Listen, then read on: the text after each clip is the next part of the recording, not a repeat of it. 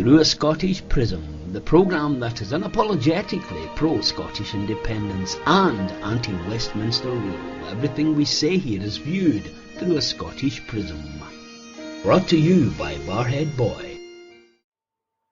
Well, folks, welcome back to Through a Scottish Prism. It's been 2 weeks since I last spoke to you, and I right away let me thank Yvonne Ridley for stepping in last week when the guys were all the way up in the Highlands in the wonderful old Blair house in the Blair Athley estate up in Perthshire. And much thanks to our patron who stepped in after we had been very badly let down and someone reneged on a deal to take us elsewhere.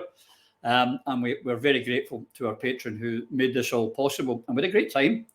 And we've got lots of plans for the future of how we're going to develop Prism and how we're going to go on. And today, I hope you're going to enjoy just as much. I am joined by, of course, Phil Boswell of SNP. Phil, my friend, how are you? Very good, Roddy. Good. How's you? You recovered from last week? Nah, maybe. We're also joined by Roger Anderson, the historian and all-round good guy. Roger, how are you, my friend? Hi, I'm good. I'm good, thank you. Yeah. Last time I was seeing you going for the Guinness Book of Records and eating a tomahawk steak. Yes, I remember that. Yes. Only beaten by Very Leo. impressive. Only was beaten by Leo, the dog, which tanned mine quicker as soon as I turned my back. Anyway, Guys, great to see you. And we had a great break, but now it's back to real business. And where better to start, guys, is the election has happened. Results are in. The SNP increased their number of councillors, but unfortunately, Phil, they have lost more councils than they had anticipated, because the Unionists will surprise or work together to exclude the biggest party in numerous councils throughout Scotland, because the SNP chose to do their SNP 1-2. Would be a fair way of assessing it. Sadly, yes, that's correct. And it's identical to what happened last time. Last time we went for SNP 1 and 2 in the election, the Scottish election. All we did was let Unionists in. And it's exactly the same things happened again. The Unionists are playing the game, regardless of whether it's the haunt, first past the post, whatever the system is, the Unionists are playing the game. And my party, sadly, is not playing with the other indie parties. I find it staggering. There was a guy in even David Corns, a guy, an SNP activist, came out and was a national reader and was reported in the Nationalist saying, well, he said that there is no doubt that 100% everyone in the SNP is behind the SNP 1 and 2 for the general election and the Scottish election. That's not the case. That's simply not the case. There are serious dissenting voices within SNP that this is a flawed, failed strategy, and it's been proven twice now. What's the definition of madness? Doing the same thing and expecting a different outcome? Not good enough, guys. We need wisen up, play fair. Play this. We should be aligning and allying with independence-minded individuals, parties, regardless of what stripe they are. And it should be from the right, the left, and everyone. And David Corns went on to say that he, even a current active SNP senior activist, has brought into question that this 1 and 2, SNP 1 and 2, may be harming the independence movement. And that's published in the National. The only supposed independence paper, but look who owns it. It's not really an independence paper. It's letting the dog off the leash a little bit, but you're still on the leash. There's serious questions about that paper, and the Labour and the Tory deals all over Scotland, and including Lib Dems and everybody else, locking out SNP and independence parties. Hell Mendes. Well, that's true. But before the election, Roger, Anas Sarwar was being so he was going to have an emergency tax on the energy companies if you voted for a Labour councillor. He was not going to do any deals with anyone. There was going to be no coalitions, no agreements. Labour was going to stand on its own 2 feet. There would be no deals, back door, front door, or any other way. And whoa, less than 24 hours later, they're doing deals all over Scotland with their fellow Unionists. Yeah. Not surprise again. I was going to say no surprise. I mean, the Unionists have got it stitched up, because what they're doing is they are, quite happily listing each other right down the list. The SNP phrase was vote SNP 1 and 2 and no other party, which was totally designed to block out any other indie party. I mean, if you consider the Greens an indie party, it was designed to block them out as well. So, any other indie party. I was not unsurprised, but pretty staggered that presumably a lot of people followed that advice. But then they did last year as well, when it came to the Scottish election. Yeah, but there's so many of the supporters trying to justify it and say, oh, well, no one likes Alba. They're kind of missing the point. They're really missing the point. Allegedly, Labour supporters don't like Tories, and none of them, and nobody likes it. I don't even think the Liberals like the Liberals. But they all help each other out, because the common enemy is the independence movement and the SNP. And the SNP should, perhaps have looked at it and said the independence. But here's my take, Phil. What happened last year and this year was nothing about improving the position of the SNP or advancing the cause of independence. This was all about crushing other independence parties, which is unforgivable. The elephant in the room. The issue between Nicola and Alex, and Alex having done what he did by handing over the reins of power, and that momentum that was built, that stroke of, Alex plays his cards close to his chest. He's the consummate politician. And when he handed that power over to Nicola after we lost in 2014, that hollowness we all felt inside was very, very quickly replaced by euphoria. I thought, genius, absolutely genius, because Nicola had stepped out from under the shadow about 7 years when John Swinney took over, and she clearly wasn't ready then. It was pretty obvious that she wasn't ready then. So she slipped back into the slipstream of Alec and followed it on.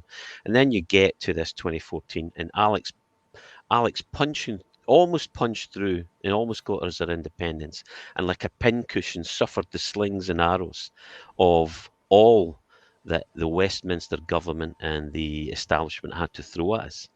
And then steps aside, and Nicola punches right through, and the SNP grow hugely, absolute massive growth. Everybody's enthused by this. We pick it up again. So here we go again. We're going to do this. This was 20. When you think about it now, 2014, it's incredible that we've come no distance at all. If anything, we're stepping backwards. That's undeniable. We'll step back. And the problem is we're all in a bubble, whether people believe it or not. I don't block anyone, but I'm still in a bubble. I'm limited to who listen to me and whom I listen to, and we've all got a limited time. God forbid, you've got your family, you've got your work. You want some relaxation times, do a bit of golfing or whatever, or for us, muck about with politics, and eat giant steaks in the Highlands, which is magnificent. A great. I'm going to repeat that one. That was one of my favourite hobbies now. And whiskey, of course. But, there's no much chance of getting that message through if you're fighting the establishment. And all of us having fought so hard, including Alex, to put SNP to where it was, for SNP to close shop and block out all other independence parties, that Alba have no aspirations to run Scotland. None. Alba want to push SNP to the indie movement, and they're being crushed by SNP, kept back by SNP. But more and more people are very gradually, it's dawning on people as the obvious inevitably will dawn on individuals, that there's something is rotten in the state of Denmark, as I keep quoting. And Nicola and the current leadership have to go. They have to be held account for this failure, because that's what it is. Failure to give us independence. But one of the things that encouraged me and tens of thousands of other people in, Roger, to the SNP was two great things. The two bulwarks of the party, independence, nothing less. That was the main one. And the other one was unilateral disarmament, non-negotiable.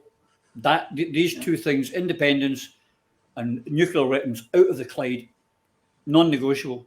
Now, independence has slipped back, as we're discussing, and we've seen we've not moved an inch forward in the entire tenure of Nicola Sturgeon's leadership.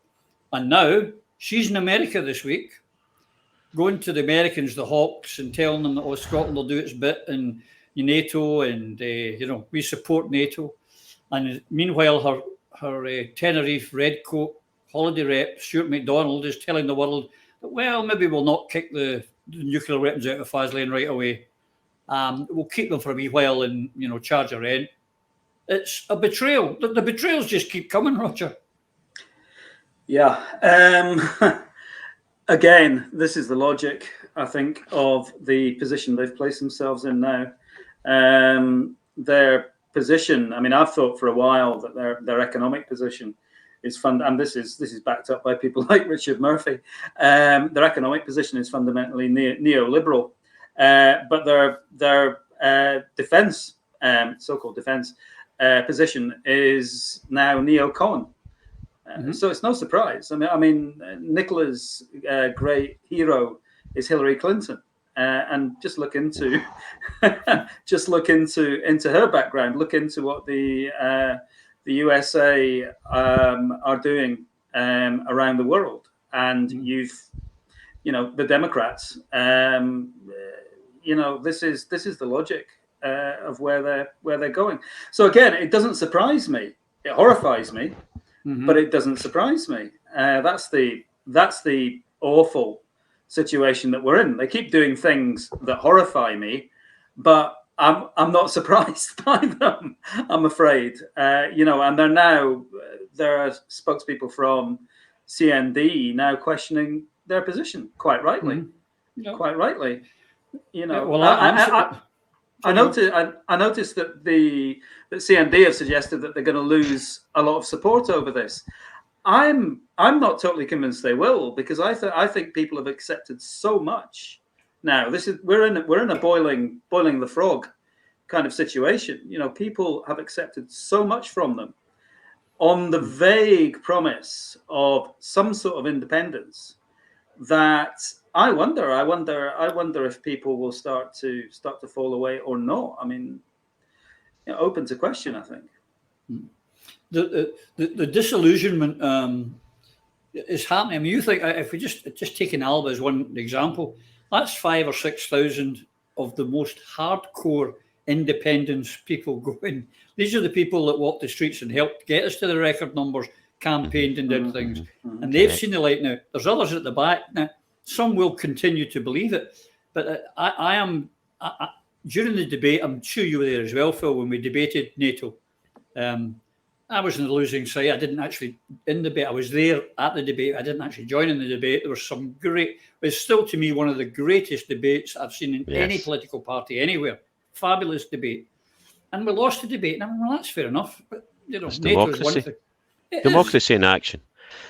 Yeah, democracy in action. And you see Nicola over with Nancy Pelosi talking up NATO, and Stuart's doing the same locally. Pelosi, the problem about American politics is that there is no left. There was there's an article by Stephen Zunes, a professor of politics and international studies, advisor at the International Centre on Nonviolent Conflict, and his headline on this article about Nicola meeting up with Nancy Pelosi was Nancy Pelosi's a hawk in donkey's clothing. So donkey referring obviously to the left, or the supposed left, or the Democrats. But they're not. I mean, everyone thinks the Democrats, Brookings Institute, they're all left. There's no left in the USA. And you check out Fair's article on the subject. It says Brookings has been an institution for the centre right for a decade now. So American politics, when you look at how politics have changed, then everything's moving to the right, and now what was liberal, what we would consider as classic English liberalism, doesn't exist anymore. It's centre right. You know, it's absolutely frightening. And the other thing Pelosi called Nicola was a model to women. Well, if Nicola can't even define what a woman is, how can you be a model to women? I don't get it at all. This is serious, and this is supposed to be the left. And another thing we should remember about Pelosi, and this is going back to Zun's article, A Hawk in Donkey's Clothing. In Iraq in 2009, she was pushing for congressional approval for an extra 90 billion spend on the Iraq war. What? How's that left? How is that progressive? These are hawks. Biden is a hawk. These are warmongers, and the people who really pull. The end of the thing is Joe Biden's in charge. I mean, for God's sake, just look at the clips on YouTube. You'll see this guy's losing it. And I feel sorry for him sometimes. Then I look back and I see what a violent, aggressive, warmongering hawk he has always been. And I think, nah, to hell with him. Nah, you should be exposed for what you are and what you're doing and the people you're killing for money. So, no, I think going over there with trying to curry favour with America, and as if America stood against us. Obama stood against Scottish independence. They don't see what they're doing in Ukraine. They don't give a damn about anybody else. They want a strong UK who will do exactly what they want, and for a strong UK, they want Scotland in the UK. So we're wasting our time barking up that tree. And a wee bit of defence for Stuart here as well on nuclear. Stuart's right in one sense. You cannot just say, okay, we're independent, send your trucks up and we'll send away your nuclear weapons. There has to be some preparation. There are some protocols for this type of thing, as you can imagine. Very serious. They'll have to find a place to relocate it. And it's something that was talked about as part of the defence strategy in 2014 as well, which I was involved in a wee bit. And that's something that Alex freely spoke of. You know, we would have to accommodate a safe and sensible transition, but it would be as quick as possible. We would do it as quickly as possible. So I wouldn't come down too heavy on Stuart in that one. There is to be time. But definitely, I going back to your first point, I am now changed. I previously voted against you, Roddy. I was for NATO, and I think it makes sense. But having seen the performance of NATO now, I'm very much for a European army. Throw the Americans out and bring the Russians in and keep Europe safe. Well, you'll be in trouble now. We should do this. I mean, if you can talk to the IRA and bring peace, if you can talk to Saddam Hussein, you can talk to the Taliban. Talking. Let's have the conversation, not war. And if you're going down this, that my solution is to shoot the guy between the eyes, then you're not a civilized human being. No, there are idiots, some morons saying, oh, well, Ukraine's a nation, should be allowed to do what they want. And if you're an independence supporter, you have to support Ukraine's right to join NATO. So okay, that's fair enough. But what about, when you ask that same moronic type of person, well, what about the Solomon Islands that want the Chinese in, and the Americans and the Australians are threatening to bomb them into the Middle Ages again? Or if you say, what about if Russian troops were invited into Canada or Mexico? Oh, that's different. Oh, how is it different? No, it's not. No, of course it's not. And it's the hypocrisy in these people who are supposedly Scottish patriots, who are wanting to saddle up and sook up to the American hawks. I am more nervous of the Americans than I am of any other nation in this God's earth. The most aggressive. But in defence of the people that are saying that, they're right. In an ideal world, they are correct. A country should have the freedom to choose to side with whomever it wishes, to join whichever organisation or institution it wishes. But that's not the real world. The world of real politics. You live next door. You're the next cave to a giant bear. You got to be careful. You got to tread carefully, and that applies to whether it's a American eagle, a bald eagle as well. Everybody's treading very carefully around America. Monroe Doctrine prohibits anybody operating in the Americas. Why? Because the United States is going to take you out. I think Cuban missile. I don't know if it was you or Roger that said at the weekend that the Americans have 193 foreign bases throughout the world.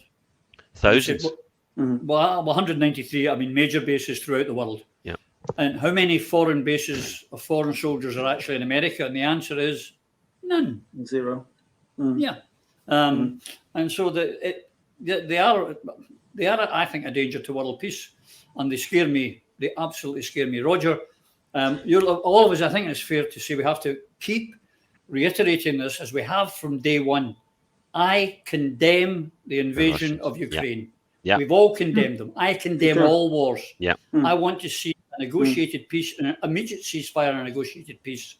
And I would say the longer this war goes on, there's going to be less for Ukraine to negotiate.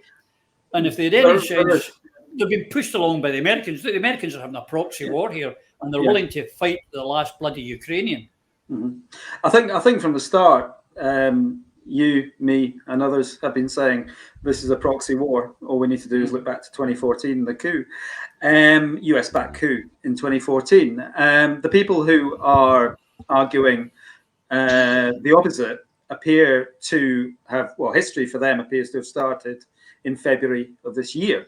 Yeah. So one, they're ignoring, like the mainstream media, they're ignoring a whole history that's gone on. Two, they seem to, within Scotland, they seem to be talking in terms of a completely untrammeled sovereignty. And as Phil says, you know, in the world of realpolitik, that doesn't actually exist. You have to think about your neighbors, other countries, and so on and so forth. You know, there's no such thing as untrammeled sovereignty. It's an extreme position, really. The other issue that's forgotten in this context is the position of breakaway republics. You know, like the DPR and the LPR, Donetsk and Lugansk. These are people who voted for autonomy. They didn't actually vote for independence. They voted for autonomy, and they were immediately attacked. You know, people were killed. And the whole situation is a reaction to that. And this is all happened since 2014. Yeah. So, you know, people seem to be trying to map Scotland onto Ukraine. It's a very very different. You cannot create. This is to do with Catalonia. I know. It's a belter. Yeah. Yeah, absolutely. I mean, Catalonia is another one. So we need to think a little more carefully about this, and we need to think about exactly who is doing what. We need to look at the history of all this, and we need to accept the fact that actually, you know, Ukrainian nationalism historically and in the present isn't this civic nationalism that people in Scotland talk about. Yeah. It's an ultra nationalism. And it's an ultra-nationalism that involves people who are out-and-out fascists and Nazis. And, you know, I know there's a lot of denial about this, but that is the reality. There are Nazis in the mix here.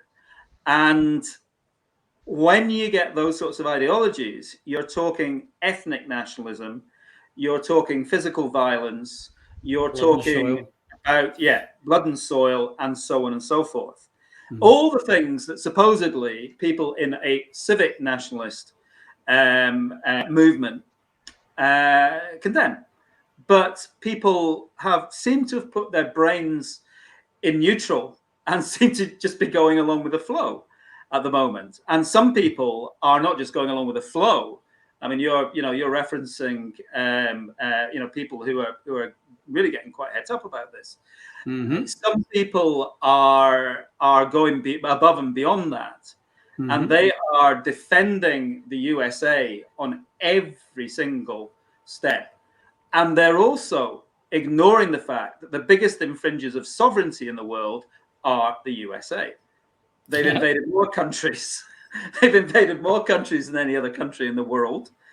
And Britain, you know, the UK historically is probably up there with them in terms of, you know, the number of countries that the British Empire had wars with or invaded. But, you know, the USA is in the modern world the biggest infringer of sovereign rights. the Solomon Isles being a perfect example, but this is an issue that people won't broach. You know, you mentioned the Solomon Isles. Oh, that's different. Well, I'm sorry, it's not different. The sovereign isle, you know, if Ukraine has the absolute right to set any alliance that it wants, even if that puts Russia in danger, then the Solomon Isles have a perfect right to have a small agreement with the Chinese, you know, that frankly doesn't actually infringe on anyone's. I mean, they're thousands of miles away from Australia. 7,800 kilometers away from the United States. Yeah. Ukraine borders Russia. Yeah. What we're talking here is what is called a world hegemon, a country that is trying to dominate the world. We have regional imperialisms, but we have a country that is trying to dominate the world, and it is invaded and it is interfered all over the world. And I can tell you what, Taiwan and China are next on the list. You know, so we're living in a very, very dangerous period.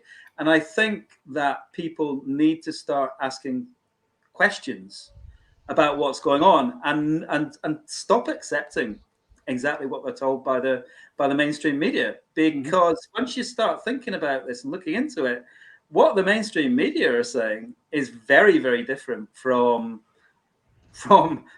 what I see as the reality, certainly. Yeah, but one of the offshoots of this is this week, Phil, China has indicated they want to expand BRICS. And for those who don't know what BRICS is, that's Brazil, Russia, India, China, South Africa. And the Chinese want to expand this into their, if you like, their kind of form of, I suppose, NATO, EU, whatever you want to call it, but a grouping. And countries like Venezuela, Iran, maybe Iraq, maybe Syria, Belarus, and goodness knows who else, they're going to bring them in and have their own common market. And that will be militarily, I would imagine, as well as economic. But on the economics, Phil, you're a man of economics and business. On the 1st of February, for $1 US, you could buy yourself 72, I think it was around about 72 rubles. Yesterday it was down at 61 and heading south. And yet when Joe Biden announced all these sanctions and all these sanctions that were happening, we were told it would destroy the Russian economy. It's because of things like BRICS that it's not destroying the Russian economy. It's destroying the Western economy. Correct. And you know, let's say one thing. America represents what we believe was the best of us. You know, the whole principle of the rights of man, Thomas Paine, Age of Reason. We looked at their whole constitution based upon Scots, some of the greatest freedom documents of freedom of a people in the Western world, and you know, including pretty much everything from the UK, but now to see that turned so badly, and for America to be being the despots that Britain was and just taking over that mantle. I know it's probably been there for a long time. We all took a while to click onto it, but it's so sad to see. And yeah, you're right. China's expanding the BRICS involvement. The BRICS-led development banks, the greatest indicator of this is there's a new, as you know, I've done 4 years in India working with the Asian Development Bank. And doing the same thing, providing funding for the Indian government for major infrastructure projects all over India. And this bridge that we were building across the Ganges being a prime example. But that is where Asian Development Bank provide funding for government projects. There's this new bank, the regional office in India in Gujarat has just opened up for the new development bank, which is a Shanghai-based investment bank. Okay, and here's the thing. Here's the pattern that's forming here. People should be paying attention. That's after the ARC, the African Regional Centre, opened in Johannesburg in 2017. The Americas region office opened in Sao Paulo in Brazil in 2019. And the Eurasian Regional Centre opened in 2020 in Moscow. And now we've got a new one opening in India in Gujarat. The new NDB, the New Development Bank, as you quite rightly said, Brazil, Russia, India, and China are the founders of the New Development Bank, because that's what BRICS stands for. That's what they are. Who's joined that already? Bangladesh, United Arab Emirates, Egypt, Uruguay. You're very, very soon, you will see already there's talks, and already Venezuela's working with these people, particularly in terms of oil and gas. You've got the, excuse me, the Iranians, for obvious reasons. Everybody that's been crushed, stepped on, and abused are the African countries. For all the African development organizations that Europe used to host, they're not held in Europe anymore. About 10 years ago, 15 years ago, it was held for the first time in Beijing. It's never left China since, or its focus has been primarily the East. Why? Because the West is not following through the promised investment to Africa.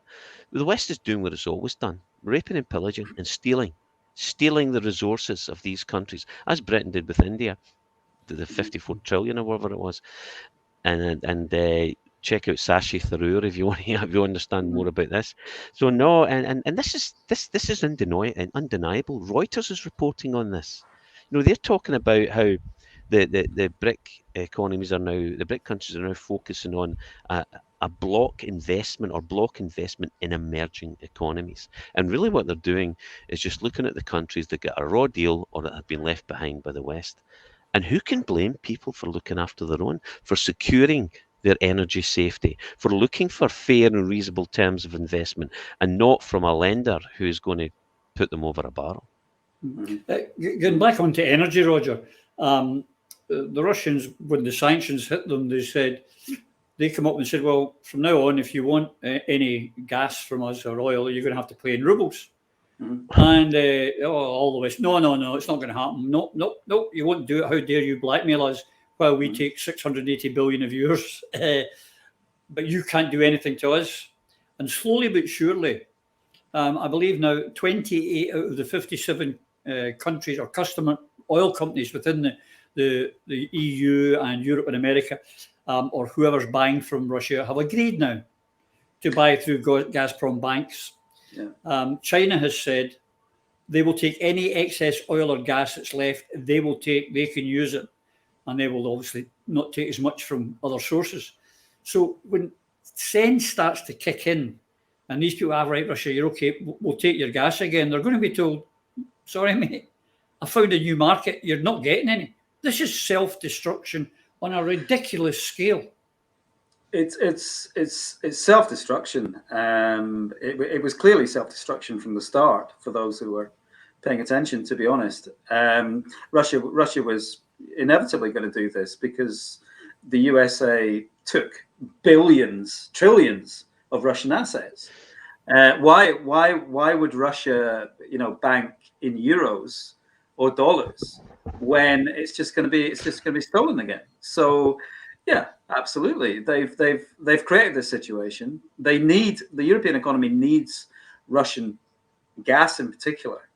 This is effectively deindustrializing Germany, because if they cannot get the power that they need for German industry, then kaput. So yeah, the whole situation is one of the US and the EU's creation. The interesting thing I heard the other day was that Ursula von Leyen, is that the name? Yeah. Von der Leyen, yeah. Von der Leyen. She was apparently telling European businesses that as long as they told them that they told the EU that they were paying in euros, it was all right, and it wasn't breaking sanctions. Sorry, paying in rubles, it was all right, and it wasn't breaking sanctions, which is one of the craziest things. So they're basically giving the green light for breaking their own sanctions right now. It's lunacy.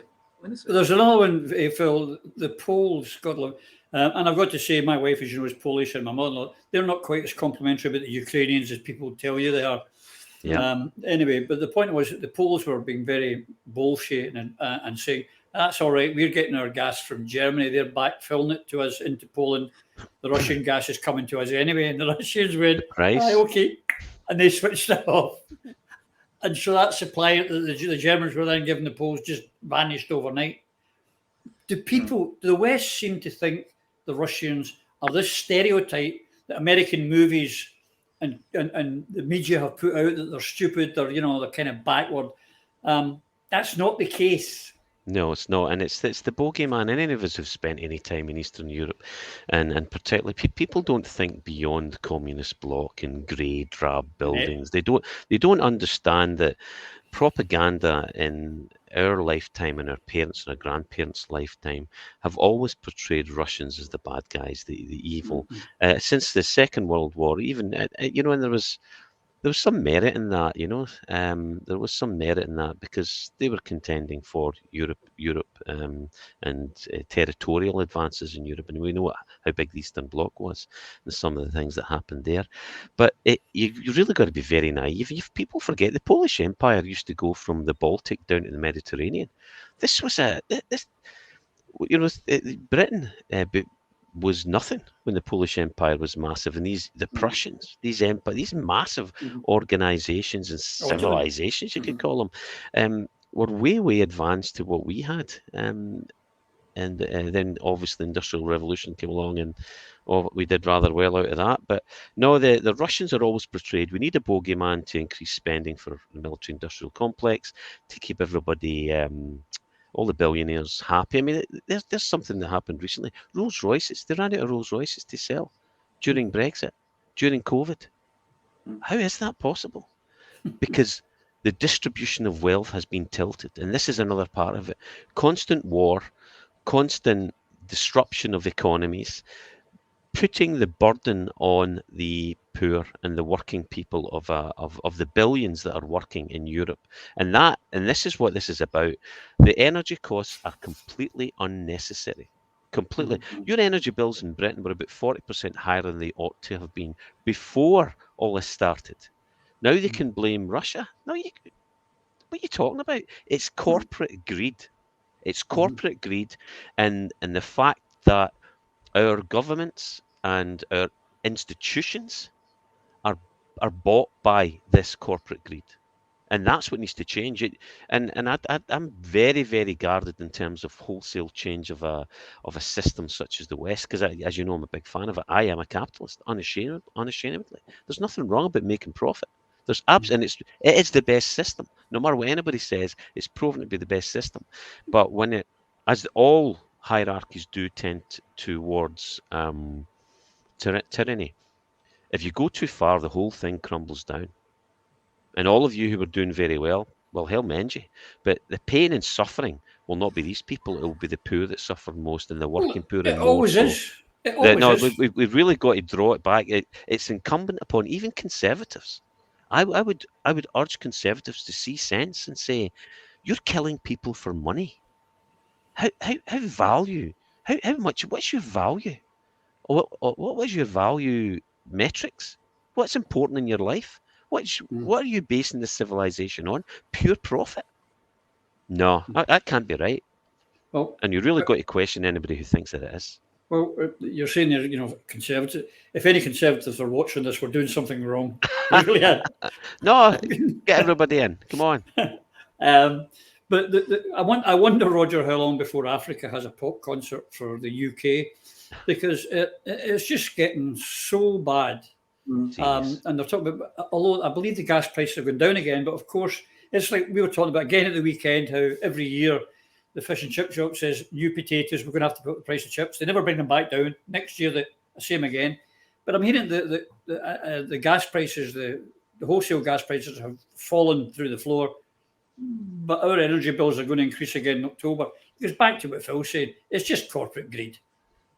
Yeah, we've got a privatised energy market, and their primary purpose is to make profit from it. And that's problematic when you have utilities that are a matter of life and death for a lot of people. That's the basic situation that we have.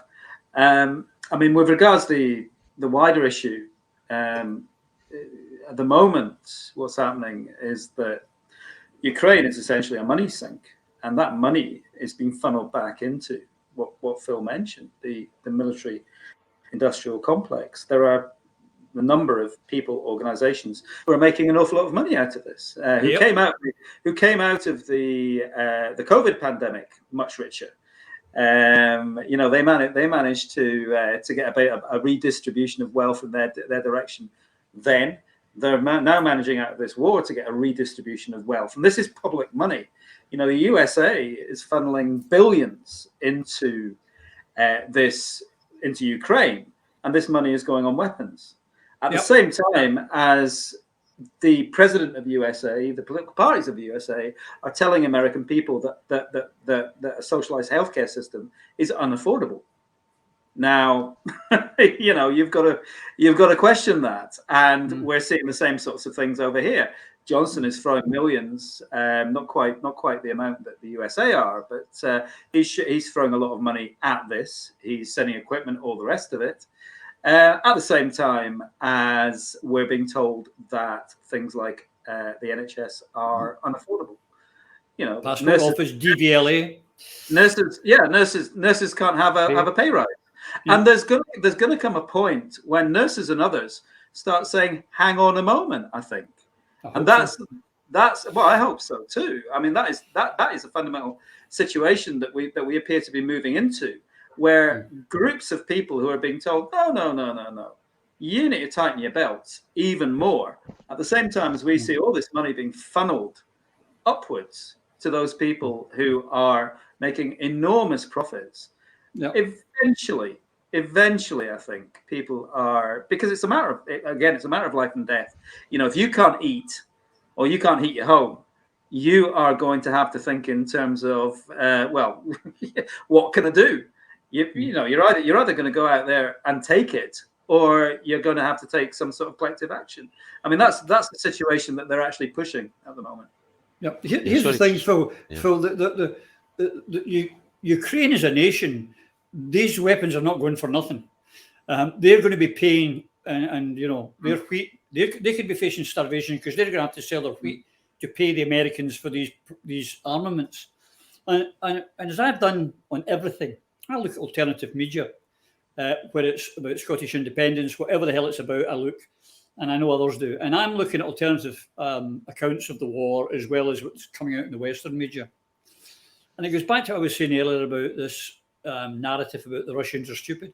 Now, the Poles have sent all sorts of tanks into Ukraine. Now, the Russians have great technology. It's maybe not as advanced as the Americans, but some of these things you're getting, and you can see in alternative other places, they're watching. As these tanks cross the border, we've got a new 50 tanks from Poland, that 49, they're inside now. Bang! No more tanks. They're pictures of captured equipment. I mean, I think the Russians have now got more Western equipment than the Ukrainian army. And so they're going to have to be replenished, which means that the Americans get more money, the British... Yep, that's how it works. And who picks up the bill? The Ukrainians are going to have to pay this forever. That's what's happening. This is just a capitalist proxy war. Correct, it is. And it's not just the Ukrainians. Here's the accounts trick. All this money that Britain, Germany, Poland, Austria, all of these countries are pumping. We're going to send another 3 billion, 550 million, 7 billion, 12 billion. Where's the accounts? No. Show me the accounts for this at your end of year. Show me this money allegedly goes on equipment. I mean, the Americans are putting in Second World War howitzers, for God's sake. Second World War howitzers. Charging up-to-date prices, I bet you. Guaranteed. And this money, allegedly, then, what happened? Oh, it's written off why the Russians blew it up. Is that right? Aye. You get any video evidence? If you get, I mean, how many accountants are walking about on the battlefield? Mm-hmm. It's the perfect opportunity. It's why war makes money. Mm-hmm. Because you send these young men off, fill their head full of stupid ideas of nationalism and nonsense, and tell them that there's a bogeyman over there that's going to come and kill all your people. Give them whatever you want. And it's like I think it was Waterloo was the first war where the same bank funded both sides.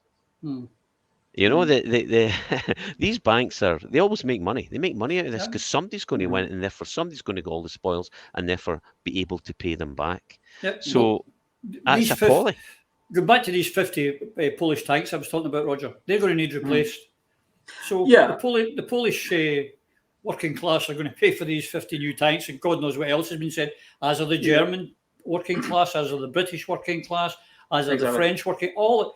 It's not going to be the Boris Johnsons and the Joe Bidens who feel the pinch here or pick up the tab.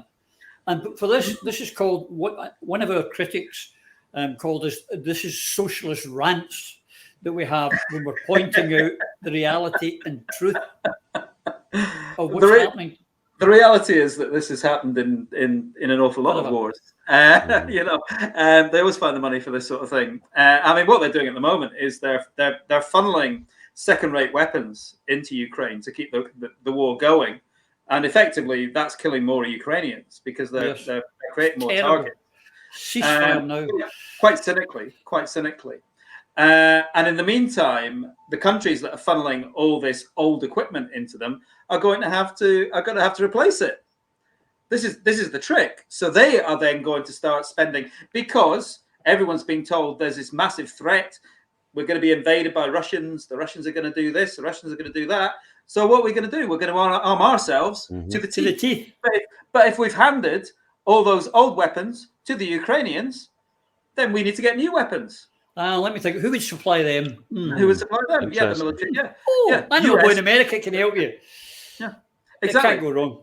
Exactly. So I mean, this is a giant. You know, it's not a Ponzi scheme. It really is a Ponzi scheme. It is essentially a Ponzi scheme here, and some people are making super profits out of this because when there's billions of pounds being chucked into the mix as well. And the other question about this is, are all those weapons actually going to the front in Ukraine? Well, some of them are obviously being destroyed, but where are other ones going?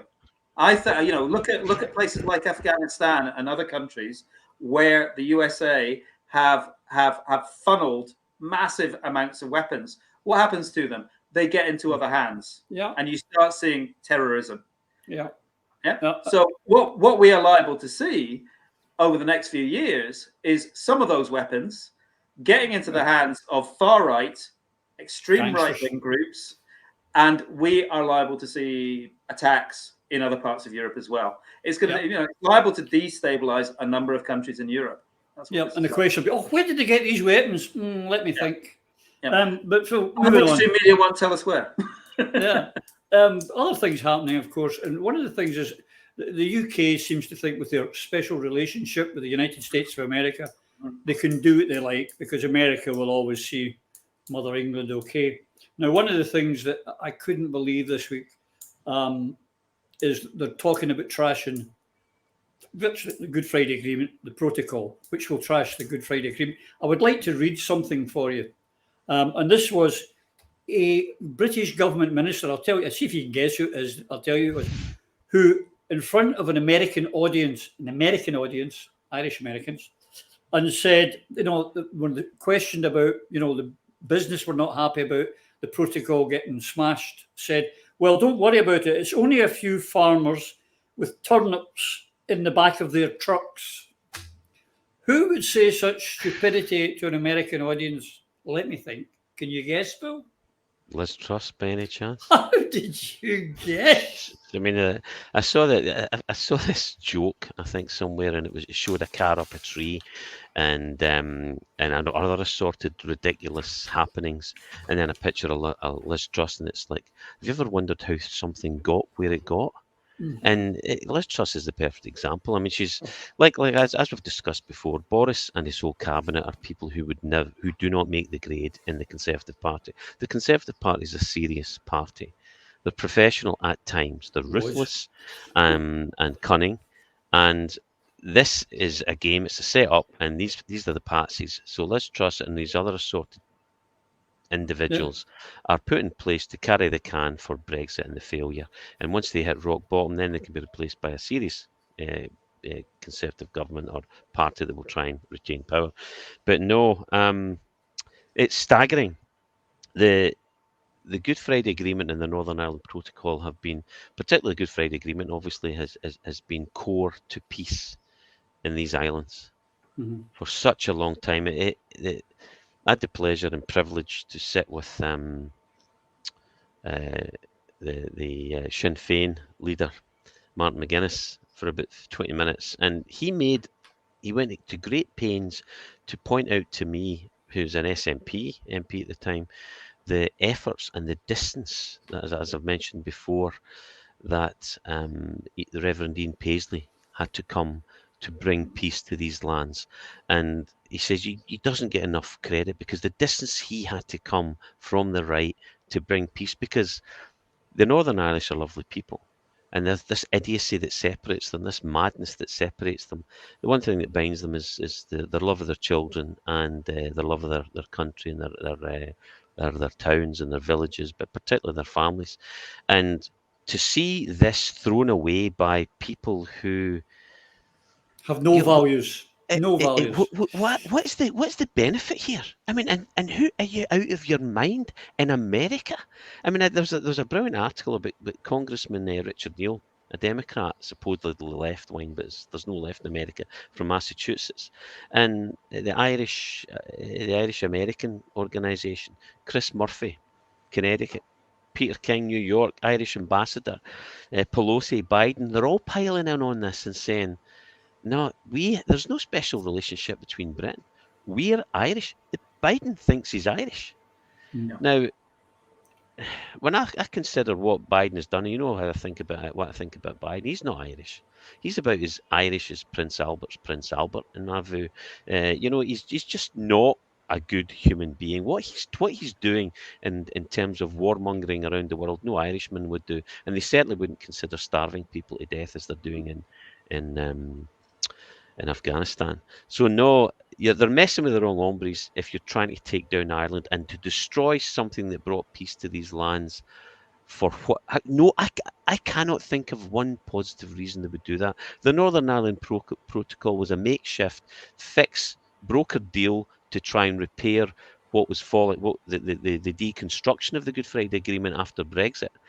But that's a mess that needs to be sorted out. The only solution to this is a united Ireland. And when you have Sinn Féin taking control in the south and the north, I believe that will happen. Maritime. And it will happen. And then, I mean, God knows, I fear like all human beings for what might follow, or what might be attempted to prevent that from happening. But I believe that democratic will of the people will come to fruition, and that Ireland will unite, and hopefully with no spilling of blood. We hope so. But on that, we're talking about Nancy Pelosi earlier, Roger, and two things I'd like to read to you, which you said. The first one, and then the second one I'll put up on the screen. But the first one was, the Good Friday Accords are the bedrock of peace in Northern Ireland and a beacon of hope for the world. Ensuring there's no physical border between the Irish Republic and Northern Ireland is necessary for upholding this landmark agreement, which transformed Northern Ireland. True, we all know that. But what she said here is, I have stated in my conversation with the Prime Minister, the Foreign Secretary, and members of the House of Commons, if the United Kingdom chooses to undermine the Good Friday Accords, the Congress cannot and will not support a bilateral free trade agreement with the UK. She's not kidding. No. But I actually think the arrogance of our friends in Mother England think that, well, it's the Irish and we're English. Still, it's almost like the passport control in Spain now, where don't they know I'm English? They won't get their trade deal. America will always come down the side of Ireland. Absolutely. The special relationship, as Phil said, is with Ireland. With Ireland. It's not with the UK. The UK has this conceit, and there's a colonial view that the UK has with regards to Ireland. You can see this in Liz Truss's comments. You can see this in comments about Ireland during the whole debate over Brexit and afterwards. There were a number of provocations, essentially, and the Americans have, in public, they've had a few strong words, but I suspect in private they've maybe had stronger words. But people like Liz Truss are impermeable to reason or sense. They are drunk on arrogance and, frankly, stupidity. I just think they're drunk half the time looking at their maps. Yeah, you know, but people like Boris Johnson were brought up in an elite system that taught them all about the British Empire, how wonderful it was, how these inferior peoples were, you know, were civilized, blah blah blah. Okay, this is their mindset, this is their attitude, and they're now turning around to the new empire, the guys who've taken over from them, and they're saying to these guys, "Oh, we're just gonna stomp on your friends over here." You know, because they are, you know, I mean, what was it she said? Turn it. Guys would turn up to the back of the truck. She couldn't have been very much more offensive unless she'd actually used the word potatoes.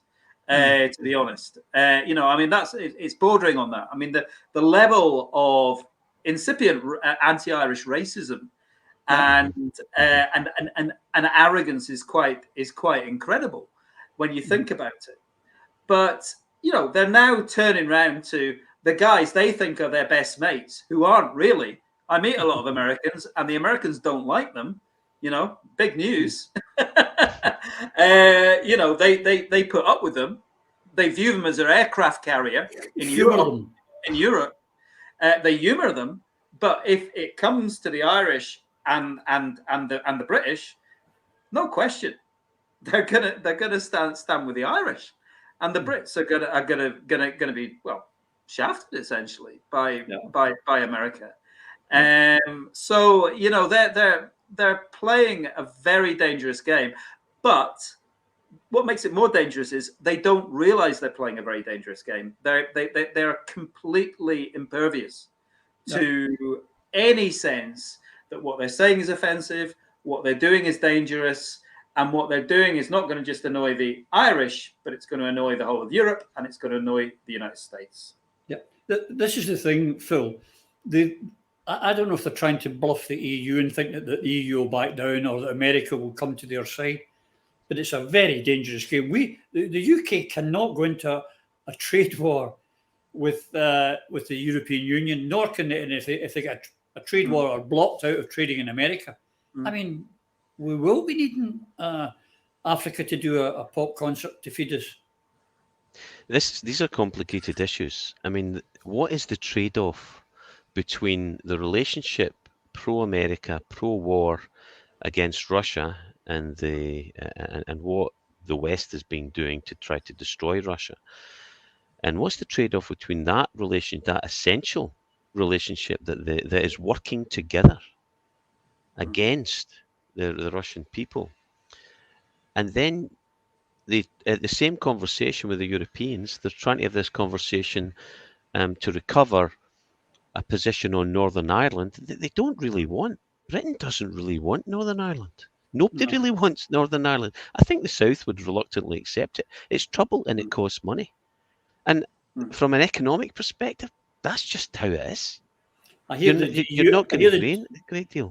I hear the DUP are up the Antrim Hills looking for gold and drilling in the Loch Ness, see if you can find some oil. That's what it's come to. And what you've got in a political situation now, you've got the DUP who are threatening and have done so before. The Unionists have scuppered Stormont, the creation of a government in the north. And they'll do the same thing. They'll try the same thing here. But how can a minority at a party be allowed to do that? No. This comes back to the relationship, and the Europeans will not look lightly on Britain enabling the DUP to do this, because there's a small matter of finishing Brexit and potential sanctions against the UK and the relationship that we're supposed to have going forward. And then this brings it all round full circle to one of the points you read out earlier, Roddy. If Britain scupper the Good Friday Agreement and the Northern Irish Protocol, America will not have a trade deal with the United Kingdom. And so when you consider all these relationships and how they all interlink, okay, there's a trade-off in negotiations in diplomatic and political relations, but I can't see how what can Britain offer here other than not scupper the Northern Ireland Protocol and the Good Friday Agreement. All they can do is stand back and allow, hopefully, democracy to run its course, because no matter which way they turn, they face Europe, and a Europe allied behind Ireland, and an America allied behind Ireland. So I think this is a losing game. I don't know what they're negotiating, but it's a losing game. As well, there you go, folks. The clock is beaten as usual. To my guests, thank you very much, Phil and Roger. It's an absolute pleasure to see you again after a week. And it's good. And I could just say to you, my viewers, it's lovely to be back. I hope you're all well and your family are well. Next week, I am actually bringing in some people from the SSRG and from Salvo, and we're going to be talking pure alternatives to getting our independence, and we'll devote the whole programme to that. So I look forward to seeing you all then. And until I see you all again, please, you and yours, take care. What kind of a peace do I mean, and what kind of a peace do we seek? Not a Pax Americana, enforced on the world by American weapons of war. Not the peace of the grave or the security of the slave.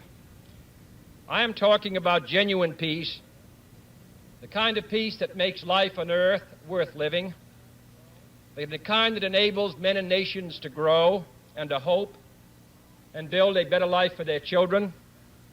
Not merely peace for Americans, but peace for all men and women. Not merely peace in our time, but peace in all time. I speak of peace because of the new face of war. Total war makes no sense in an age where great powers can maintain large and relatively invulnerable nuclear forces and refuse to surrender without resort to those forces. It makes no sense in an age where a single nuclear weapon contains almost 10 times the explosive force delivered by all the Allied air forces in the Second World War. As Americans, we find communism profoundly repugnant as a negation of personal freedom and dignity. But we can still hail the Russian people for their many achievements in science and space, in economic and industrial growth, in culture, in acts of courage. Among the many traits the peoples of our two countries have in common, none is stronger than our mutual abhorrence of war.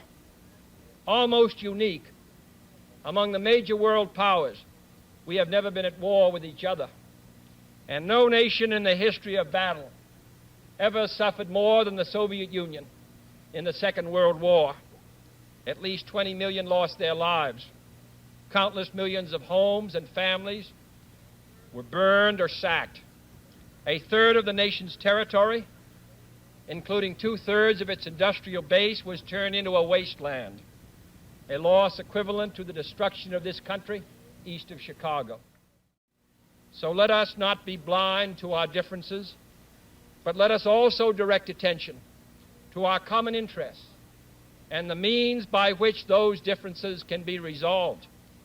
And if we cannot end now our differences, at least we can help make the world safe for diversity. For in the final analysis, our most basic common link is that we all inhabit this small planet. We all breathe the same air. We all cherish our children's futures, and we are all mortal.